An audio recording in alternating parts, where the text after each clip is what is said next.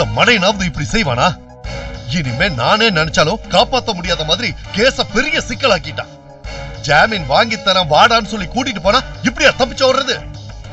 நான் என்ன அவனை அக்யூஸ் மாதிரியா ட்ரீட் பண்ண? ஒரு ஃப்ரெண்ட் மாதிரி தானே பழகுன. நீ தான் கொலை செஞ்சியான்னு சந்தேகமா கூட அவங்கிட்ட நான் ஒரு வார்த்தை கேட்கல. அப்புறம் ஏன் தப்பிச்சு ஓடணும்? பைக்ல என் கூட வரும்போது வழியெல்லாம் புலம்பிக்கிட்டே வந்தான். அவனை தேத்தி ஆறுதல் சொல்லான்னு வண்டியை டீ கடையில நிப்பாட்டினேன். இத பார் பெருசு, அப்ப கூட நான் அவனுக்காக தான் வக்கீல்கிட்ட போன்ல பேசிட்டு இருந்தேன். பேசி முடிச்சு திரும்பி பாக்குற ஆள் எஸ்கேப் ஆயிட்டான். அவன் பண்ணி இருக்கிற பைத்தியக்காரத்தனமான காரியத்தினால பூர்ணி குடும்பத்துக்கு தான் நிறைய கஷ்டங்கள் வரப்போகுது. அதை விடு, டிபார்ட்மெண்ட்டுக்கு நம்ம பதில் சொல்லி ஆகணும். குழந்தை, ஒவ்வொரு மனுஷனுக்கும் ஒரு சுபாவம் இருக்கும். அதே சுபாவம் அசட்டுத்தனம். அந்த அசட்டுத்தனம் தான் அவனை இப்படி செய்ய வச்சிருக்கு. ஆனா அவன் கொலை பண்ணிருக்க மாட்டான். அது எனக்கும் தெரியும் பெருசு. எந்த மூச்சி கொலை செய்யும், எந்த மூச்சி கொலை செய்யாதுன்னு பார்த்த உடனே தெரியாத நமக்கு? கத்திய கையில குடுத்துட்டு குத்துடான்னு சொன்னா கூட பே பேன்னு முழிக்கிற ரகம் அவன். அது நமக்கு தெரியும், ஆனா சட்டத்துக்கு தெரியுமா? சரி, அதை விடு. கப்பல எங்க? போஸ்ட்மார்ட்டம் ரிப்போர்ட் ரெடின்னு போன் வந்தது. நான் தான் போய் அவனை வாங்கிட்டு சொல்லியிருக்கேன். ரிப்போர்ட் கையில கிடைச்சதும் பல கேள்விகளுக்கு விட கிடைச்சிடும். சரி, ஓகே, நான் ஸ்டேஷன்ல தான் இருக்கேன். அப்புறம் பேசுறேன். ஓகே. யோ, நீ எங்கயா போயிட்டு வர? நீ தானே சார் கொலை நடந்த இடத்துல விசாரிச்சுட்டு வர சொன்ன. அதுக்குள்ள மறந்துட்டியா? மறந்துட்டியா இல்லையா? மறந்துட்டீங்களா? எங்க சொல்லு பாக்கலாம். ஓ சார், உனக்கு இதே வேலையா போச்சு. சரி, போனிய போன இடத்துல நமக்கு யூஸ்ஃபுல்லான ஏதாவது தகவல் கிடைச்சதா?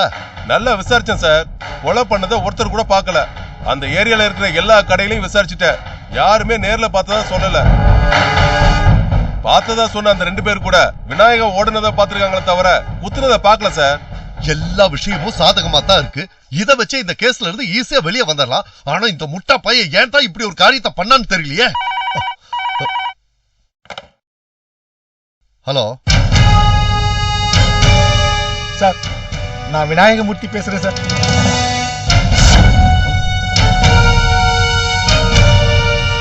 யோ விநாயகம், எங்கயா போன? சார், என்ன மன்னிச்சிருங்க சார். நான் பண்ணது தப்புன்னு எனக்கு தெரியும். பயமும் பதட்டமும் தான் என்ன அப்படி செய்ய வச்சிருச்சு. கோர்ட்டு கேஸ்னு போய் ஜாமீன்ல வெளியில வந்தாலும் ஒரு குற்றவாளி மாதிரி தான் சார் என்னைய காயத்ரி வீட்டுல பாப்பாங்க. அவங்க முகத்துல எப்படி முழிப்பேன், இல்ல காயத்ரி முகத்துல தான் எப்படி முழிப்பேன்? யோ, புரியாம பேசாதையா. நீ சொல்றது நியாயமாவே இருந்தாலும் அது உன்னோட சொந்த பிரச்சனை. இப்ப மாட்டிக்கிட்டதுக்கு அப்புறம் ஒண்ணும் பண்ண முடியாதியா. தயவு செஞ்சு ஸ்டேஷனுக்கு வந்துரு, அதுதான் உனக்கு நல்லது. நீங்க நினைச்சா என்ன காப்பாத்தல சார். உங்க கால்ல வேணாலும் விழுகிறேன் சார். முதல்ல நிஜ குற்றவாளியை கண்டுபிடிங்க சார். அப்பதான் நான் நிரபராதின்னு வெளியில வர முடியும். யோ, அதெல்லாம் அப்புறையா. உன் மேல எஃப்ஐஆர் போட்டாச்சு. உடனே வந்து சரண்டர் ஆகிறது தான் உனக்கு நல்லது. டிலே பண்ண ஒவ்வொரு நிமிஷமும் உனக்கு தான் டேஞ்சர். அத ஞாபகம் வச்சுக்க. சார், தயவு செய்து என்ன புரிஞ்சுக்கங்க சார். கொலை செஞ்சவனை முதல்ல கண்டுபிடிக்க பாருங்க சார். அப்புறம் நானே வந்துருவேன். ஐயோ, கொஞ்சம் புரிச்சுக்கோயா. நீ படிச்சவன் தானே, ஏன் இப்படி அடம் பிடிக்கிற? கண்டிப்பா நான் வந்து சரண்டர் ஆயிருவேன் சார். எந்த கெட்ட நோக்கத்தோடய அங்கிருந்து தப்பிச்சு வரல சார். எனக்கு சில அவசரமான வேலை இருக்கு, அதை முடிச்சிட்டு உடனே வந்துடுறேன் சார். விநாயகம், எந்த அவசரமான வேலையா இருந்தாலும் அப்புறமா பாத்துக்கலாம். முதல்ல நீங்க ஸ்டேஷனுக்கு வந்து சரண்டர் ஆகுங்க. நீங்க கொலை செஞ்சதை நேர்ல பார்த்த சாட்சி யாருமே இல்ல. இது ஒண்ணு போதும், உங்களை ஈஸியா ஜாமீன்ல எடுக்கலாம். ஜாமீன் கிடைச்சிடும் நீங்க சொல்றீங்க, ஆனா கோர்ட்டை ரிமாண்ட் பண்ணி வச்சுட்டா என்ன பண்ண முடியும் சார்? என் வாழ்க்கையே ஸ்மைல் ஆயிரும் சார். எனக்காக என் தங்கச்சியை காயத்ரி கிட்ட போய் பேச சொல்லுங்க சார். யாரு புரிஞ்சுக்கலனாலும் என் காயத்ரி புரிஞ்சுக்கிட்டா எனக்கு அதுவே போதும் சார். சரி சரி, இப்ப நீங்க எங்க இருக்கீங்க அத சொல்லுங்க, நான் அங்க வந்து உங்களை பாக்குறேன். அதெல்லாம் வேணாம் சார். நீங்க முதல்ல லெஜ குற்றவாளியை கண்டுபிடிங்க, அப்புறம் கண்டிப்பா நான் வெளில வந்துருவேன் சார். இல்ல விநாயகம், விநாயகம், விநாயகம். என்ன சொன்னா? இவனை எந்த கேட்டகரியில வச்சுக்கிறதுன்னு எனக்கு தெரியல பெருசு. நாம சொல்ற எதையுமே அவன் காது கொடுத்து கேட்க மாட்டேங்கிறான். அவன் தரப்பு நியாயத்தை தான் திரும்ப திரும்ப சொல்லிக்கிட்டு இருக்கான். நெஜ குற்றவாளியை பிடிச்சாதான் வருவானா சொல்றான். சரி, அவன் தரையில அவனே மண்ணவாரி போட்டுக்கிறான். நாம என்ன பண்ண முடியும்? விடு. இவனை தவிர வேற எந்த அக்யூஸ்டாவது என்கிட்ட இந்த மாதிரி நடந்திருந்தா அவன் செத்தான். பூர்ணியோட அண்ணனாச்சேன்னு அவன் கிட்ட நான் என் கோவத்தை கண்ட்ரோல் பண்ணி நடந்துகிட்டு இருக்கேன். இவன் கொலைதான் செய்யலையே தவிர அதுக்கப்புறம் செஞ்சது எல்லாமே தப்பா தான் இருக்கு. சட்டத்துக்கு முன்னாடி எல்லாரும் சமம்னு சொல்லுவோம். ஆனா நமக்கு தெரிஞ்சவங்க வேண்டப்பட்டவங்கன்னு வரும்போது அவங்களுக்காக நாம அந்த சட்டத்தை வளைக்க நினைக்கிறோம். அப்படிதான் நானும் இந்த கேஸ்ல நடந்துக்கிறேன்னு நினைக்கிறேன். ஏன் பெருசு, ஒருவேளை நான் 100% யோகியமான போலீஸ்காரன் இல்லையோ? அப்படி இல்ல குழந்தை. போலீஸ்காரனா இருந்தாலும் நீ ஒரு நல்ல மனுஷனா இருக்கே.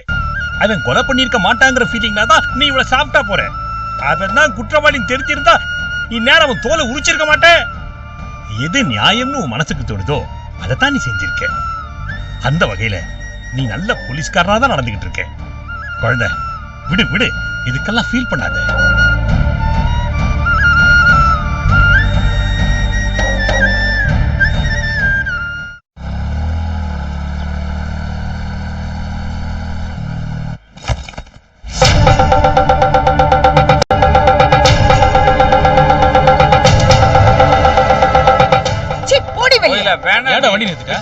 பாவண்டி அவ என்னடி பண்றா சொன்னா கேளுடி. அவ எங்கடி போவா? வாய முடியா.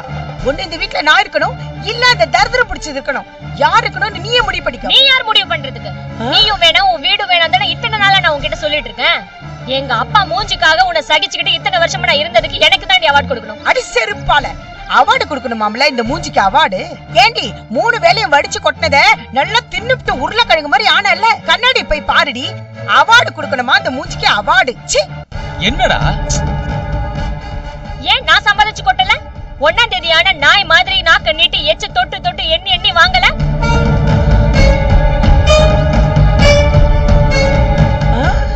என் சம்பளத்துல எங்க அப்பாவுக்கு ஒரு ஷர்ட் எடுக்க விட்டுருக்கியா நீ உன் பிள்ளையும்? இல்ல எனக்கு தான் ஏதாச்சும் வாங்கிட்டு இருக்கேனா? ஈட்டிக்கார மாதிரி வாசல்ல நின்னு எப்படா சம்பளம் வரும்னு காத்திருந்து லவிட்டுட்டு போனதுல மறந்து போச்சா? என் செலவுக்காக மாசம் 1000 ரூபாய் கொடுக்கறதுக்கு எப்படி மூக்கால அழுவனி? மனசாட்சி இருந்தா யோசிச்சு பாரு. இல்லடி, உன் விஷயத்துல எனக்கு மனசே இல்ல. மனசாட்சி பத்தி பேசுறாலும் மனசாட்சி கோகிலா, அவ பாவண்டி இப்படி நடு ரோட்ல அசிங்கமா சண்டை போட்டுட்டு இருக்கேடி. யோ, உள்ள வச்சு போட்ட சண்டை பத்தாது இருந்தா அவளை வெளியே இழுத்து தள்ளி டாட்டா காமிக்கிறேன். இத பாரியா, இந்த வீட்ல இருக்கணும்னா நான் சொல்றத கேட்டு நடக்கிறவங்க மட்டும்தான் இந்த வீட்ல இருக்கணும். இஷ்டம் இல்லாதவங்க பொட்டிய கட்டிட்டு போயிட்டே இருக்க வேண்டியதான். பிடாரி பிடாரி, எங்க இருந்து பிடிச்சீங்க இந்த சனியனை? இப்படி ஒரு தரித்திரம் பிடிச்ச மூதேவிய கல்யாணம் பண்ணிட்டவனு செஞ்ச தப்ப சரி பண்ணத எங்க அம்மாவை 2ஆவது தடவை கல்யாணம் பண்ணிக்கிட்டேன்.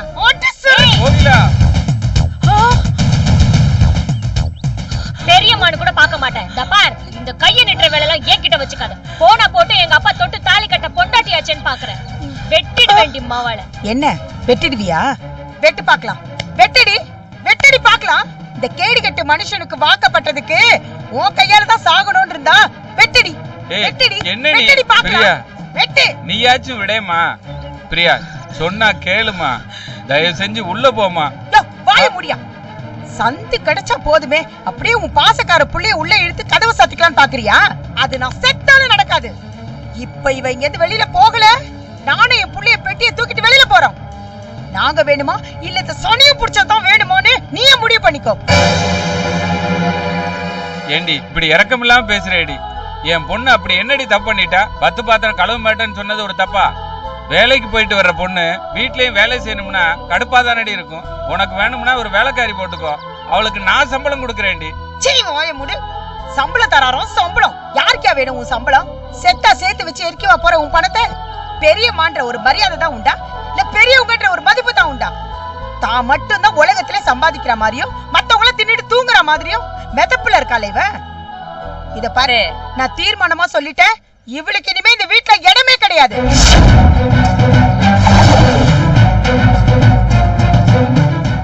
விட்டுடுங்கப்பா, இந்த தரித்திர பிடிச்ச பிடாரிய தலை முழுகிறதுக்கு இது ஒரு சான்ஸ்னு எடுத்துக்கிறேன். உலகம் பெருசுப்பா, எனக்கு ஒதுங்க ஒரு இடம் இல்லாத அளவுக்கு ஊர் ஒண்ணும் கெட்டு போயிடல. எனக்குன்னு ஒரு வேலை இருக்கு, வருமானம் இருக்கு. ஒரு கஷ்டம்னு சொன்னா ஐயோன்னு கவலைப்படுறதுக்கு ஊர் முழுக்க ஃப்ரெண்ட்ஸ் இருக்காங்க. உங்களுக்கு என்ன பார்க்கணும்னு தோணுச்சுன்னா ஒரு போன் பண்ணிட்டு எப்ப வேணாலும் வந்து பாருங்கப்பா. இனிமே இவங்களே சொன்னாலும் நான் இந்த வீட்ல இருக்கிறதா இல்ல. பிரியா, அப்படி சொல்லாதம்மா. நீ மட்டும் வெளியில போயிட்டா நான் செத்துருவேன்டா. நீ என் உசுருல பாதிடா.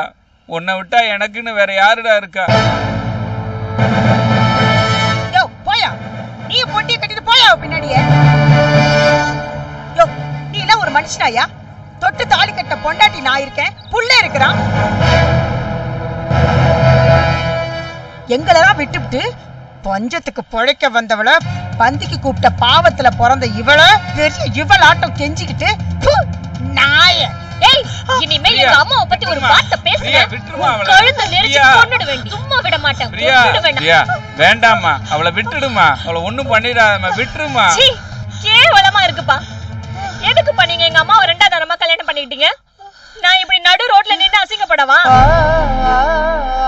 அம்மா ஏன் பையனை பெத்து போட்டுட்டு செத்து போனாங்க? இப்படி கண்டவங்க கிட்டதான் பேச்சு வாங்குறதுக்கப்பா? என்னப்பா வாழ்க்கை இது? என்ன வாழ்க்கை? எதுக்குப்பா இப்படி ஒரு போறப்ப எனக்கு கொடுத்தீங்க? உங்க ஆசைக்கு எங்க அம்மாவை பலி கொடுத்துட்டு இப்படி என்ன அசிங்கப்பட வச்சிட்டீங்களப்பா. நான் உங்களுக்கு என்னப்பா பாவம் பண்ணேன்? உங்க மேல பாசம் வச்ச தப்பா? உங்களை விட்டு பெரிய கூடாதுன்றதுக்காக எல்லாத்தையும் அட்ஜஸ்ட் பண்ணிட்டு இத்தனை வருஷமா இந்த நரகத்துல இருந்து வாழ்ந்தனே, அது தப்பாப்பா?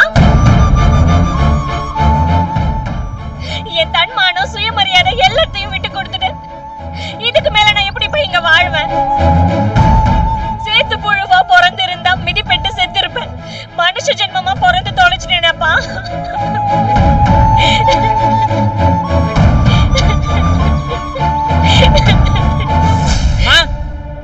அம்மா, இன்னிவ கிளம்பலையா? நீங்க வாங்கம்மா உள்ள, அப்பா பார்த்து அமுச்சு வச்சுட்டு வரட்டும். நீங்க வாங்க.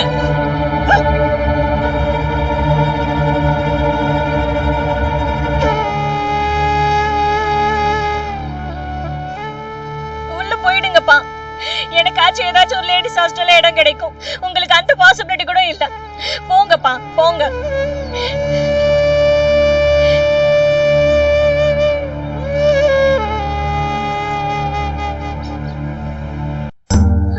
பாய்ப்பா.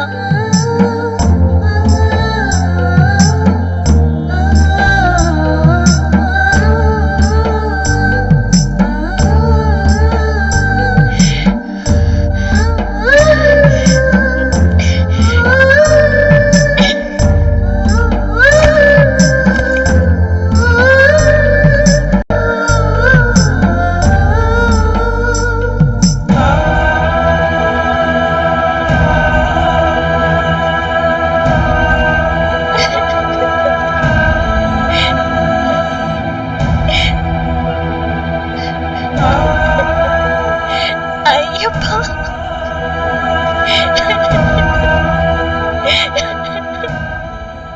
என்னடா அது?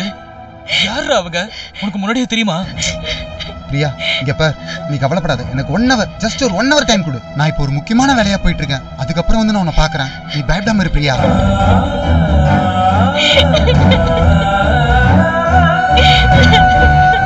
ஐயோ பிரியா, அழாத பிரியா. உனக்கு நான் இருக்கேன், என்ன நம்பு. தேங்க்ஸ் ஐயப்பா. நான் இருக்கேன், பாத்துக்கிறேன்னு சொல்றதுக்கு நீ மட்டும் இங்க வராம இருந்திருந்தா நாளைக்கு நான் இருந்திருக்கவே நீ மாட்டேன். என்ன பேசிட்டு இருக்க பிரியா? எனக்கு ஜஸ்ட் ஒரு 1 hour டைம் கொடு. நீ உன் ஃப்ரெண்டு வீட்டுக்கு போ, அப்படி இல்லைன்னா ஆபீஸ்க்கு போ. நான் உனக்கு ஃபோன் பண்ணிட்டு வந்து பாக்குறேன். சரி ஐயப்பா. என்னடா அது? சொல்றேன், வண்டியில ஏறுறேன் முதல்ல.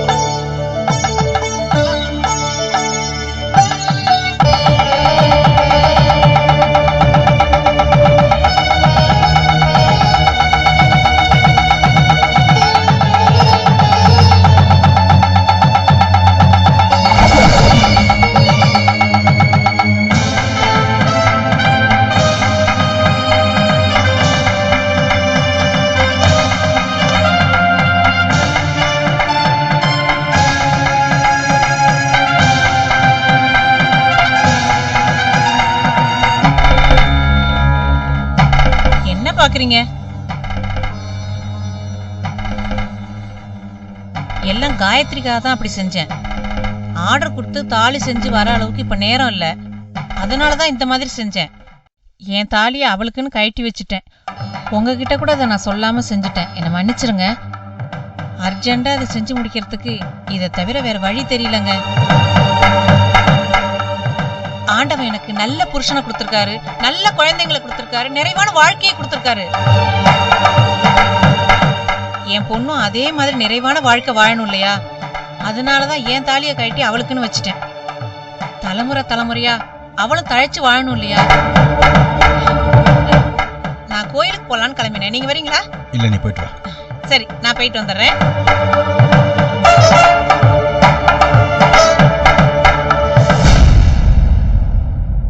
காயத்ரி, காயத்ரி, என்னம்மா பண்ணிட்டு இருக்க நீ? என்னப்பா? உங்க அம்மா அடுத்த ஸ்டெப் எடுத்துட்டாமா. போற போக்க பார்த்தா உன் கல்யாணத்தை பார்க்காம உட்கார மாட்டா போல இருக்கு. என்னப்பா சொல்றீங்க? உண்மையதாம்மா சொல்றேன்.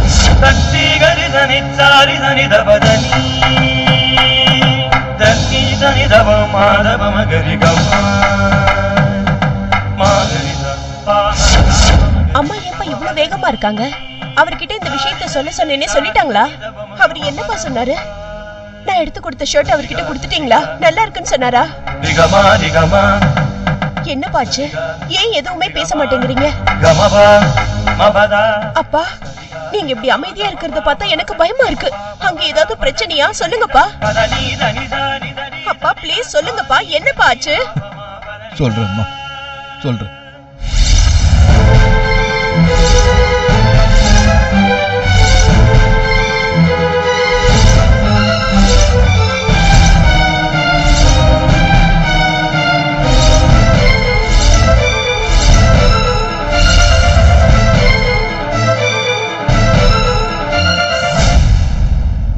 அப்பா நீங்க என்னப்பா சொல்றீங்க? இந்த விஷயத்தை யார்கிட்ட சொல்ல முடியாம உள்ளுக்குள்ளேயே புழுங்கிட்டு இருந்தம்மா. நிச்சயதார்த்தத்தை கல்யாணமா மாத்த உங்க அம்மா ட்ரை பண்ணிக்கிட்டு இருக்கா. நிச்சயதார்த்தமே நடக்குமான்னு எனக்கு ரொம்ப டவுட்டா இருக்குமா. நான் பெத்த பொண்ணு நீ. முதல்ல உனக்கு ஒரு நல்லது நடக்கும்போது இப்படி ஒரு கஷ்டம் வரும்னு நான் நினைச்சு கூட பார்க்கலம்மா. எனக்கு அவரை இப்பவே பார்க்கணும் போல இருக்குப்பா. அவர் கண்டிப்பா இந்த கொலையை செஞ்சிருக்க மாட்டாருப்பா. எப்படியோ தெரியாம இதுல மாட்டிட்டு இருக்காரு. இந்த மாதிரி நேரத்துல நான் தான்ப்பா அவருக்கு ஆறுதலா இருக்கணும். ப்ளீஸ் பா, வாங்கப்பா போலாம். அவரை போய் பார்த்துட்டு வரலாம்ப்பா. வேண்டாம்மா, நீ அவரை பார்க்காம இருக்கிறதாமா நல்லது. ஏன்பா அப்படி சொல்றீங்க? நீ பார்க்க போனா பிரச்சனை இன்னும் பெருசாதான் ஆகும்மா. நீ அவரை பார்த்து பேசி ஐயோ இப்படி மாட்டிக்கிட்டீங்களேன்னு உன் துக்கத்தை வெளியே காட்டி அது காத்து வாக்குல பரவி உங்க அம்மா காதுக்கு போச்சேன்னா அவ கோவத்துல எடுத்தோம் கவுத்தோன்னு எதையாவது செஞ்சிருவாமா. அதனால பாதிக்கப்பட போறது நீதான் காயத்ரி. அதை யோசிம்மா. உங்க அம்மாவை பத்தி உனக்கு நல்லா தெரியும். கோவத்துல மாப்பிள்ளை வீடு வரைக்கும் போய் ருத்ரதாண்டவ ஆடிட்டு வந்துருவாங்க. இது எல்லாம் மனசுல வச்சுதான் நான் அவகிட்ட எதையுமே சொல்லலம்மா. சொல்ல போனா வேற வழி இல்லாம தான் உன்கிட்ட கூட நான் சொன்னேன். நீங்க எவ்வளவுதான் சமாதானம் பண்ணாலும் என்னால முடியலப்பா. அவரை நான் இப்பவே பார்க்கணும்ப்பா. பாவம்ப்பா அவரு. என்ன வீட்டுல வச்சுக்கிட்டே அம்மா நான் இல்லன்னு தான் சொன்னாங்க. அவங்க போய் சொன்னாங்கன்னு தெரிஞ்சும் கூட ஏன் இப்படி சொன்னீங்கன்னு ஒரு வார்த்தை கூட கேட்காம அமைதியா இருந்துட்டு போயிடுவாருப்பா. அப்படிப்பட்ட அப்பாவிய தாங்கவே முடியலப்பா. சட்டத்துக்கு ஒருத்தர் நல்லவனா கெட்டவனான்னு ஸ்கேன் பண்ணி பார்க்க தெரியாதுமா. அதுக்கு தேவை சாட்சி. மாப்பிள்ளைக்கு எதிரா 1க்கு 2 சாட்சி. அதுதான் கவலையா இருக்குமா. இப்ப என்னப்பா பண்றது?